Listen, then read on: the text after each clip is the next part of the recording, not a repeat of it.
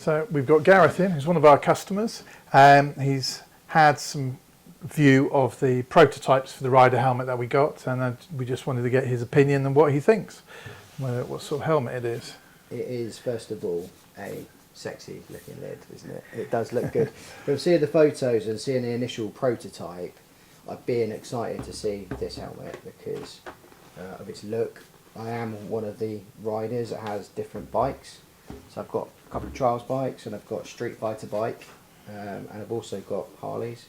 So what I really liked about the Rider was the ability to have the peak and the tinted visor, just to get really different looking feels from the lid.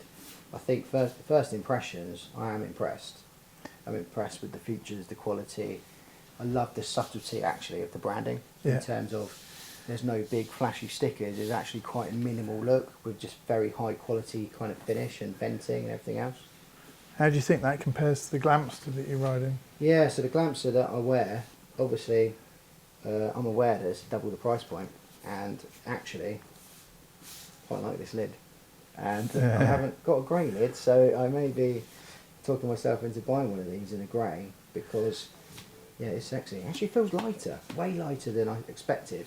It feels lighter than my lid actually. In terms of the internals. Technically they say it weighs 1.4 kilos, but I will probably put that closer to 1300. We will get some scales at some point and weigh it. Yeah, what I also really like, I tend to get quite hot when I ride, so having the great venting that you've got here optional as well, deducting, exhausting at the back. Yeah, so we've seen helmets, we've got some helmets where the venting's there, it's got venting there, but what it doesn't have, it's not closable, which this venting is, on both the head and on the chin bar. There's a closable vent on the inside, but it's got exhaust valves for both the chin bar and for the head as well, so you get the airflow flowing through.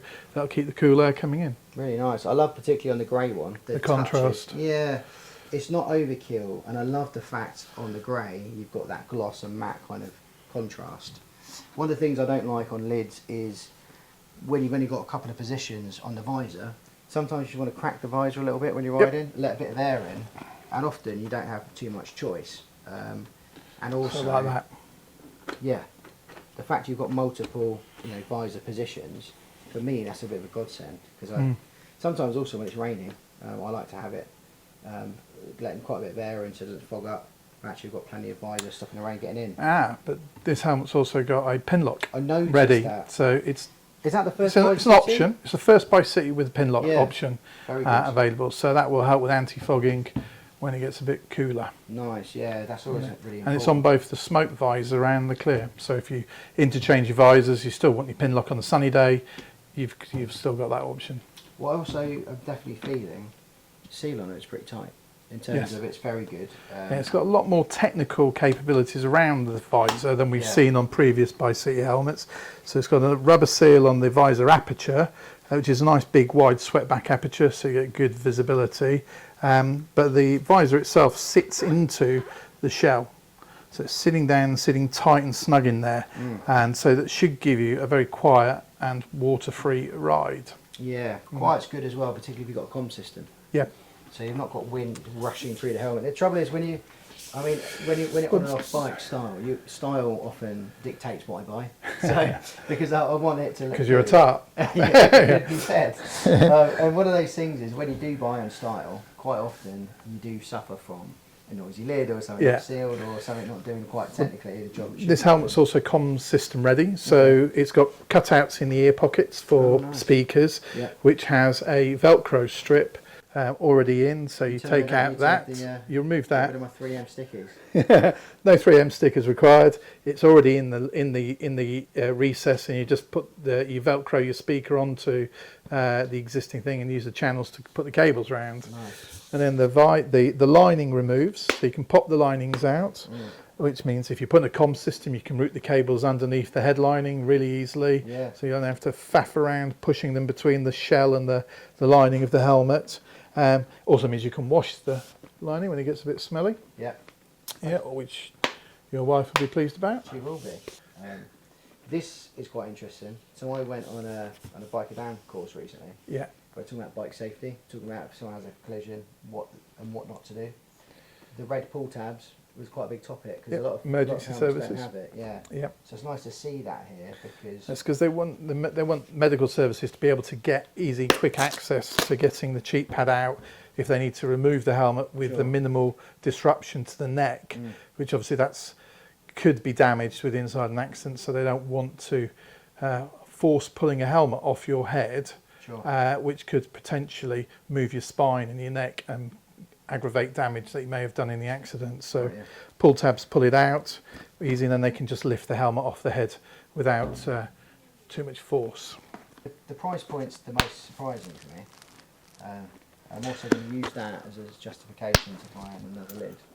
But for sub £200, it's a lot of lid for the money. Yeah, when talked, it's a fiberglass shell, but the helmet's certified to the latest ECE R22.06 standard. Which Okay, I think, so this is the latest. correct, yeah. Okay, latest standard. Yeah. So between 2205 and 2206, we saw an increase in side impact tests. I think it was 14 additional impact tests, which are now done randomly across the side of the helmet, and an oblique test for brush off. Sure. So it helps to prevent neck injuries as we come off the bike. Okay, cool. In Yeah. there. I mean, the visor looks an easy change. Very minimal on branding. You've just got the Y logo for ByCity, Yeah. ByCity on the side panels of the visor retainer, and then just Rider across the back of the helmet, and that's it. Yeah. Very clean. They've done a great job, I think.